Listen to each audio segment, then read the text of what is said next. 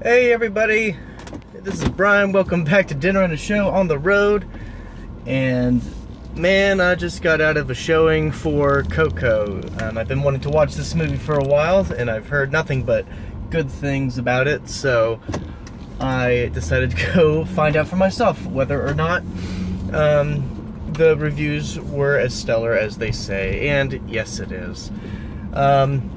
This is the type of Pixar I've always wanted and wish would be more consistent, because over the summer it was Cars 3, and that was, I mean, better than I expected, but still, you know, it's their subpar material.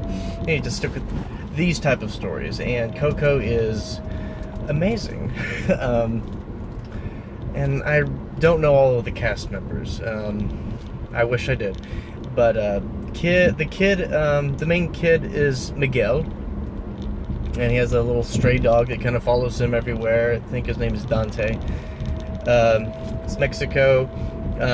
Dia de los Muertos is upon them. I mean, the holiday, it's there, and his family is getting ready for it, and he wants to be a musician like his great-great-grandfather before him, and of course his family is no. It's like, no music at all! And it's because his great-great-grandfather abandoned his family, and so they have a very strong feelings against music, which is understandable. So I was like, okay. And but Miguel, he really wants to be a musician.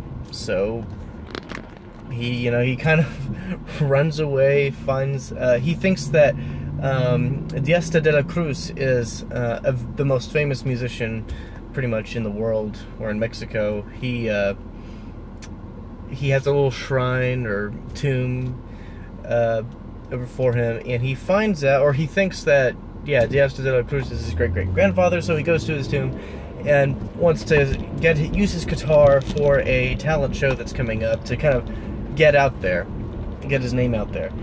And as soon as he plays the strings, he's in the dead world, or the world of the dead.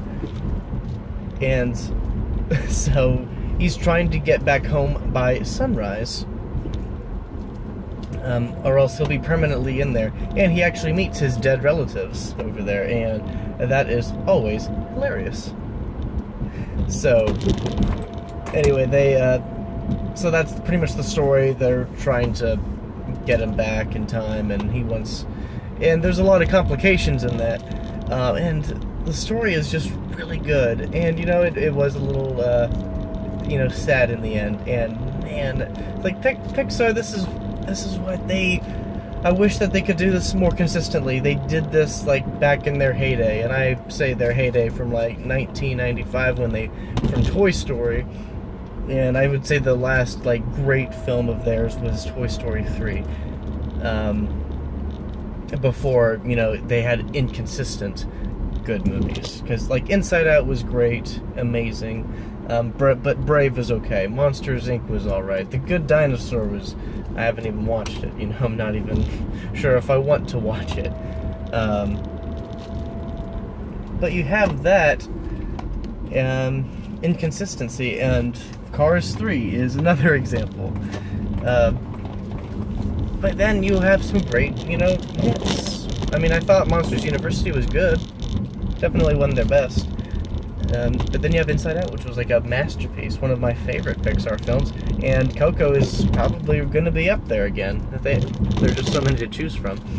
The animation is just absolutely beautiful. There's so many lighting animation that's done in there.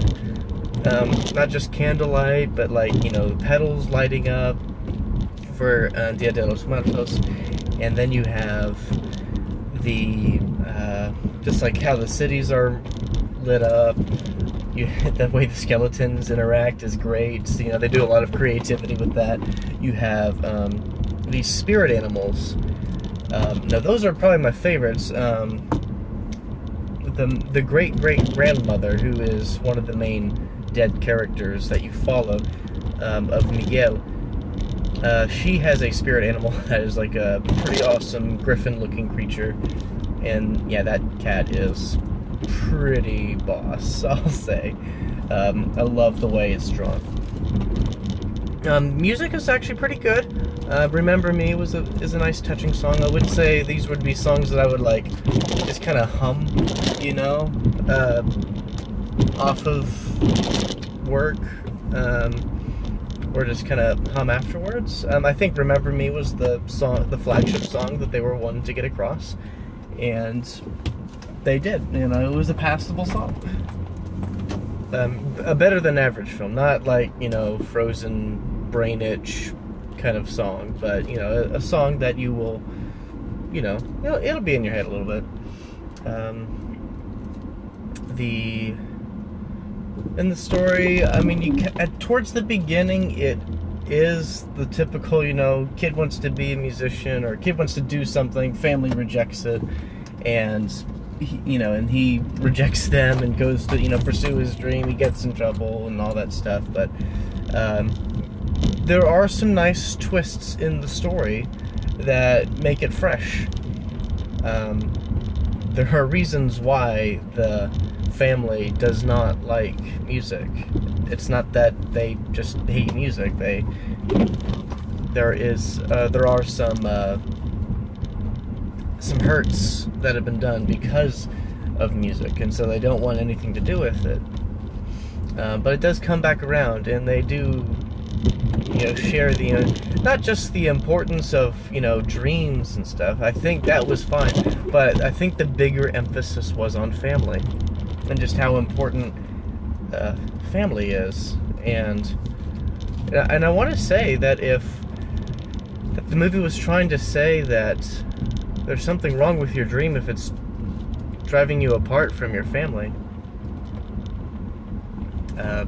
it shouldn't.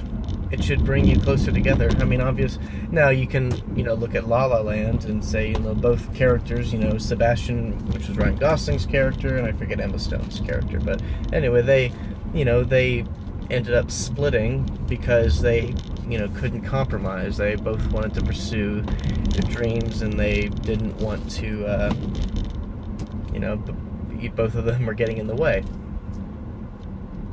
So anyway, but here, you know, they have a strong emphasis on family.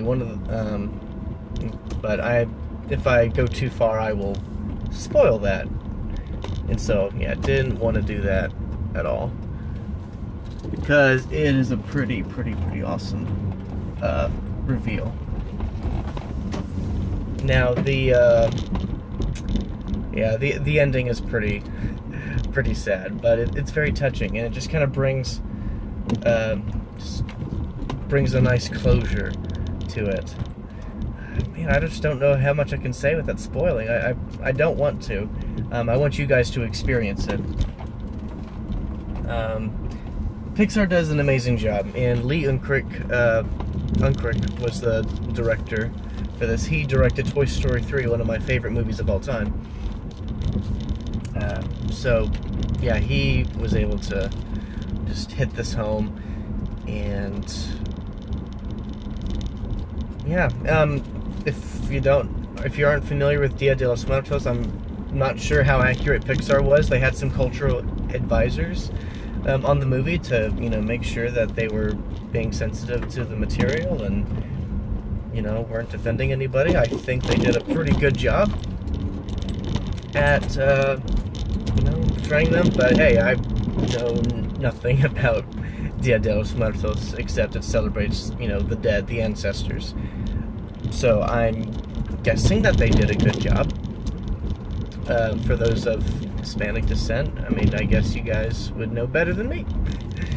But I don't think it's insulting at all. I think that they did a beautiful job of, you know, portraying a holiday that is remembered and celebrated by many.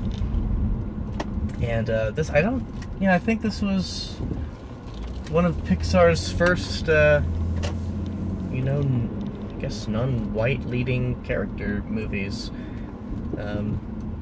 Yeah, I think so. I mean, obviously, besides toys, bugs, cars, and other things like that. But hey, this is awesome. I got to learn a new culture, or learn a little more about a culture that I've, you know, been familiar with from school. And I will give this film a secret handshake. This is a fantastic movie. I'll probably buy it on Blu-ray or 4K if it's on 4K when it comes around, and I can't wait for that. So that's all I have. Thank you so much, and I will see you later at the movies.